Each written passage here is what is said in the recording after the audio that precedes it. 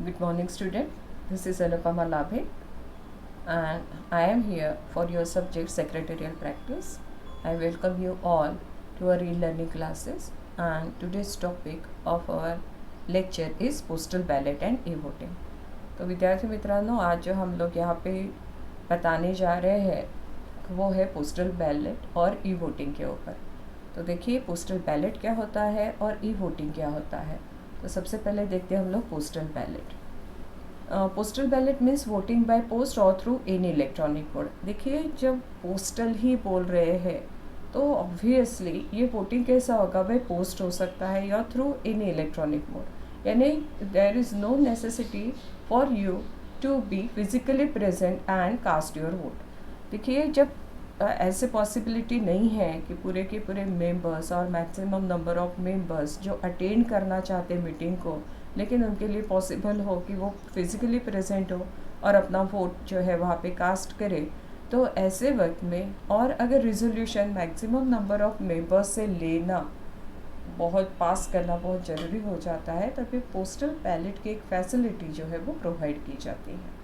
तो postal ballot क्या होता है, इससे जो मेंबर है वो अपना वोट जो है वो कास्ट कर सकता है थ्रू पोस्ट और any electronic mode. A company has to pass certain resolution notified by central government by the way of postal ballot. देखिए कुछ ऐसे रेजोल्यूशंस होते हैं जो कि सेंट्रल गवर्नमेंट ने बाय नोटिफिकेशन कंपनी को बताया है कि ये रेजोल्यूशन आपको सिर्फ और सिर्फ पोस्टल बैलेट से ही पास करने हैं। अब पोस्टल बैलेट से ही पास करना है यानी क्या है, तो इसमें मैक्सिमम नंबर ऑफ मेंबर्स की इन्वॉल्वमेंट होती है। जो इंटरेस्टेड है और जो वहाँ पे फिजिकली प्रेजेंट नहीं रह सकता है, इसलिए उसका वोट नहीं मिल पाता है या तो पार्टिसिपेट नहीं कर पाता है फॉर पासिंग द रिजोल्यूशन, तो ऐसे जो सेंट्रल गवर्नमेंट को लगते हैं कि जिसमें मैक्सिमम नंबर ने आना चाहिए और अपना वोट देना चाहिए, तो ऐसे इसमें by notification central government company को बताती है कि ऐसे रिजोल्यूशंस को पोस्टल बैलेट के थ्रू ही आपको पास करना है। However, the company can also pass resolution by postal ballot of any other business except the following। देखिए सिर्फ सेंट्रल गवर्नमेंट से डायरेक्शन आती है तो ही कंपनी पोस्टल बैलेट के थ्रू रेजोल्यूशन पास करती है, ऐसा ज़रूरी नहीं है। तो कंपनी खुद होके भी कई ऐसे रेजोल्यूशंस है जो पोस्टल बैलेट के थ्रू पास कर सकती है, लेकिन जो नीचे बताए हुए हैं वो रेजोल्यूशन किसी भी हाल में कंपनी पोस्टल बैलेट के थ्रू पास नहीं कर सकती, जैसे कि ऑर्डिनरी बिजनेस। सेकेंड वन उन्होंने बताया है any business in respect of which directors और auditors have a right to be heard at any meeting. देखिए अब क्या है, ऑर्डिनरी बिजनेस आपको बहुत बार पता है इसलिए फिर से बताने की ज़रूरत नहीं है, लेकिन ये जो सेकेंड पॉइंट है any business in respect of which directors और auditors have a right to be heard at any meeting, ये इसलिए बताया है कि कई बार क्या होता है before completion of their tenure of service. देखिए डायरेक्टर्स का जो टेन्योर है या ऑडिटर्स का जो टेन्योर है उसके पहले आप वहाँ पे उन्हें रिमूव करना चाहते हैं, या तो आप ऐसा रिजोल्यूशन पास करना चाहते हो कि जिसमें उनकी फिर से रीअपॉइंटमेंट ना हो, तो ऐसे इसमें वो डायरेक्टर वो ऑडिटर को अपनी बात बताने के लिए कंपनी ने एक मौका देना चाहिए, चांस देना चाहिए।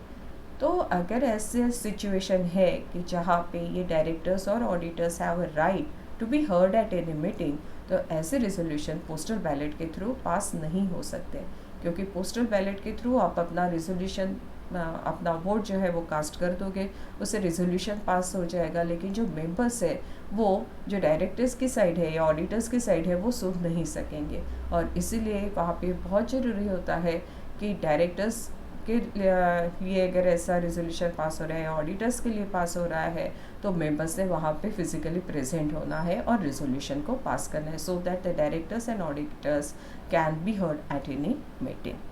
Then if a resolution is assented to by the requisite majority of the shareholders by means of postal ballot, it shall be deemed to have been duly passed at a general meeting convened in that behalf।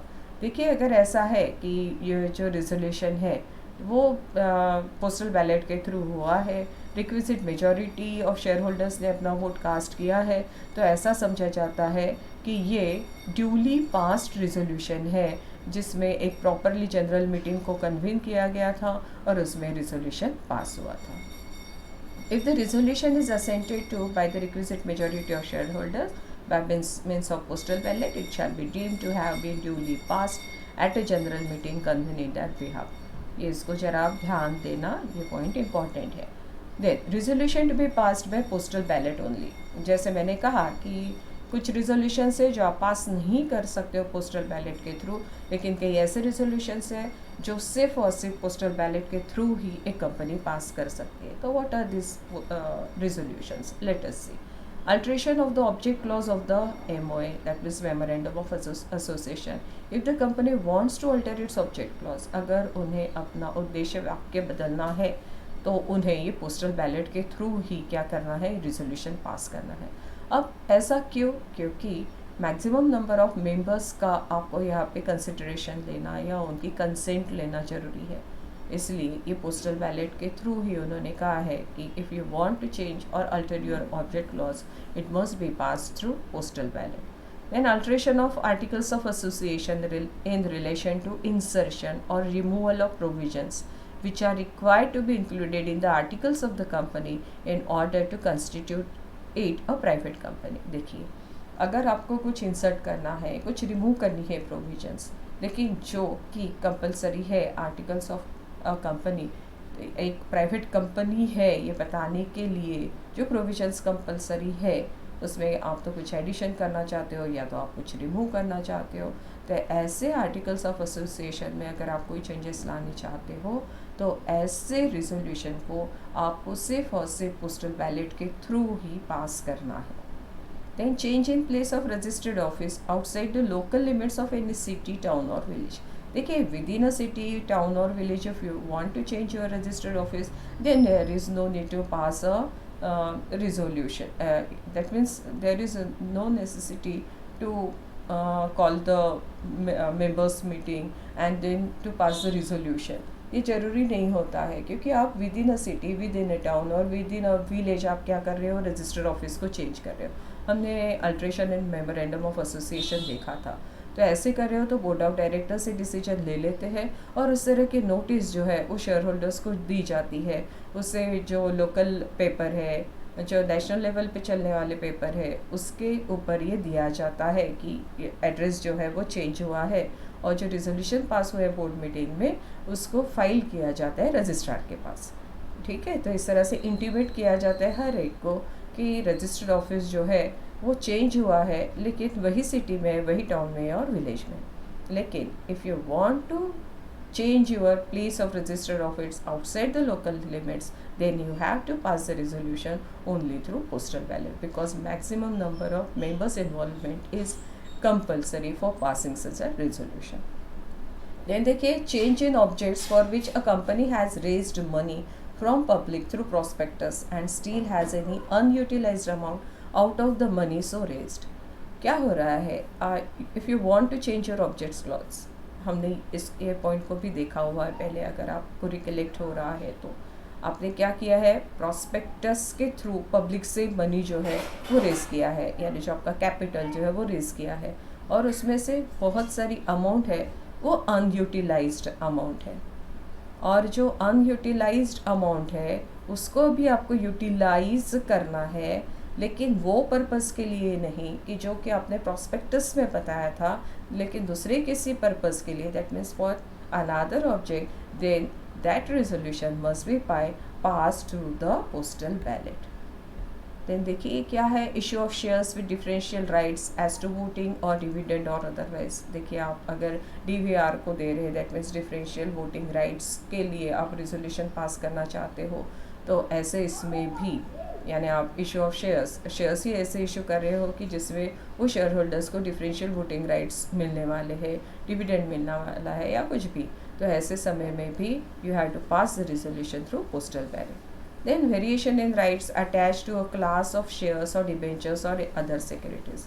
जो उनके rights थे उसमें आप कुछ variation लाना चाहते हो, कुछ चेंजेस लाना चाहते हो, तो ऐसे भी रिजोल्यूशन आपको पोस्टल बैलेट के थ्रू पास करने हैं. Then buyback of shares by a company. Buyback of shares आप जानते हो कि कंपनी खुद के शेयर्स पे से परचेज करती है. शेयर होल्डर्स को जो उन्होंने मार्केट में जो शेयर्स उन्होंने बेचे हुए हैं, जब वो फिर से बायबैक करना चाहती हो चाहती है तो ऐसे इसमें भी मेंबर्स की कंसेंट लेना ज़रूरी होता है, और ऐसा रेजोल्यूशन जो है वो पोस्टल बैलेट के थ्रू पास होता है। Then election of a director, हाँ इलेक्शन हो रहा है डायरेक्टर का, तो ऐसे भी आप क्या कर सकते हो, पोस्टल बैलेट के through you can elect the director. Then sale of the whole और substantially the whole of an undertaking of a company. देखिए ये बहुत बड़ा डिसीजन है कि कंपनी अपनी बहुत ज़्यादा जो अंडरटेकिंग्स है वो सेल करना चाहती है, या तो पूरा का पूरा सेल करना चाहती हो, तो ऐसे इसमें जिन लोगों ने अपना मनी इन्वेस्ट किया हुआ है कंपनी के इसमें, तो उनका कंसेंट लेना जरूरी होता है, and that is possible only through the postal ballot. Then giving loans or extending guarantee or providing security in excess of the limit prescribed under section 186। देखिए डायरेक्टर्स को लोन देने के लिए और गारंटी एक्सटेंड करने के लिए और सिक्योरिटी के लिए कुछ प्रोविजंस बताई हुई है अंडर सेक्शन 186। अगर वो लिमिट तक के वो कुछ करना चाहते हो तो उसके लिए उन्हें किसी और की कंसेंट लेने की ज़रूरत नहीं है, लेकिन ये लिमिट को वो एक्सेस करना चाहते हो, यानी ये जो लिमिट बताई है उससे ज़्यादा वो किसी को लोन देना चाहते हो या गारंटी देना चाहते हो या तो सिक्योरिटी प्रोवाइड करना चाहते हो, तो ऐसे इसमें ज़रूरी हो जाता है कि ऐसा resolution that means increasing their rights, इसके लिए पोस्टल बैलेट के थ्रू ही रेजोल्यूशन पास हो। तो this is all about your postal ballot. Now let us see what is electronic voting. जैसे इलेक्ट्रॉनिक वोटिंग ये नाम ही बता रहा है, यानी यू कैन वोट और you can cast your vote by using the electronic media. तो क्या है electronic voting? Electronic voting is a form of machine based voting in which voters makes their selection with the aid of machine or computer।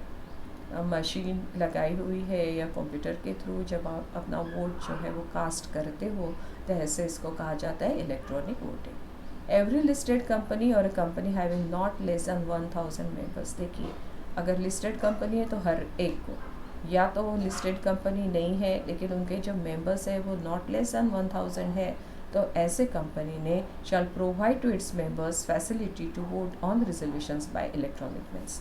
तो ऐसे कंपनियों ने अपने members को ये फैसिलिटी प्रोवाइड करनी है कि अगर कोई रिजोल्यूशन पास करना है तो वो अपना वोट जो है वो थ्रू इलेक्ट्रॉनिक मीडिया दे सकते हैं। The central government may prescribe the class or classes of companies and manner in which a member may exercise his right to vote by the electronic mode। Central government को पूरा right दिया हुआ है कि वो कौन सी क्लास और classes of companies के लिए ऐसे डायरेक्शंस प्रोवाइड कर सकती है, और ऐसे इसमें मेंबर्स के क्या राइट होते हैं to vote by electronic media. तो क्या प्रोविजंस है वो देखते हैं ई वोटिंग के लिए। Companies which can exercise voting bye electronic means, कौन सी कंपनी ऐसा इलेक्ट्रॉनिक वोटिंग दे सकती है, तो हमने अभी देखा था एवरी लिस्टेड कंपनीज और company having not less than 1000 share holders. कोई ऐसी हर एक लिस्टेड कंपनी या तो ऐसी कंपनी जिनके ये जो शेयर होल्डर्स है वो 1000 से कम नहीं है, ऐसे कंपनियों ने अपने मेंबर्स को इस तरह की जो फैसिलिटी है दैट मीन्स ई वोटिंग की फैसिलिटी प्रोवाइड करनी है। अब नोटिस ऑफ द मीटिंग, अगर आप ई वोटिंग के थ्रू मीटिंग कंडक्ट करना चाहते हो तो उसके बारे में नोटिस जो है वो मेंबर्स को देना ज़रूरी है। Where voting is proposed by electronic means the notice convening a meeting shall clearly mention that the business may be transacted through electronic voting system and the company is providing facility for voting by electronic means। देखिए वो यहाँ पे उन्होंने notice में mention करना ज़रूरी है कि इस तरह की भी फैसिलिटी जो है वो मेंबर्स को दी जा रही है, और इलेक्ट्रॉनिक वोटिंग के थ्रू भी जो बिजनेस ट्रांजैक्टेड है, जो एजेंडा बताया हुआ है वो इस तरह से भी हो सकता है। The notice shall clearly indicate the process and manner for voting by electronic means। किस तरह से उन्होंने क्या प्रोसेस है, किस तरह से आप अपना इलेक्ट्रॉनिक वोट जो है वो कास्ट कर सकते हैं, इसके बारे में पूरी इंफॉर्मेशन जो है इस नोटिस में देना ज़रूरी है। And the time schedule including the time period during which the votes में बी कास्ट।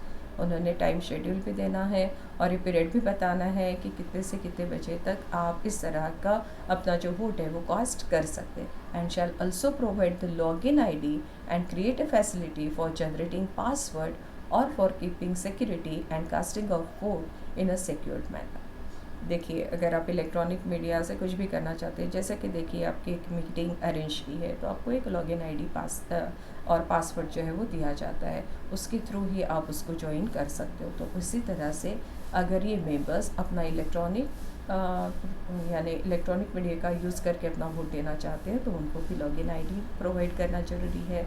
उन्हें भी पासवर्ड किस तरह से, हर एक का अपना अपना अलग अलग पासवर्ड रहेगा, वो पासवर्ड डालने के बाद ही वो इस तरह का अपना जो वोट है वो कास्ट कर सकता है। तो ये इसलिए लॉगिन आईडी और पासवर्ड दिया जाता है कि सिक्योरिटी हो वोटिंग सिस्टम। ठीक है, तो इस तरह से आज हमने देखा है कि पोस्टल बैलेट क्या होता है और इलेक्ट्रॉनिक वोटिंग क्या होता है। अगर आपको कोई डाउट होगे इसके बारे में तो आप मुझे कभी भी पूछ सकते हैं। Okay, thank you.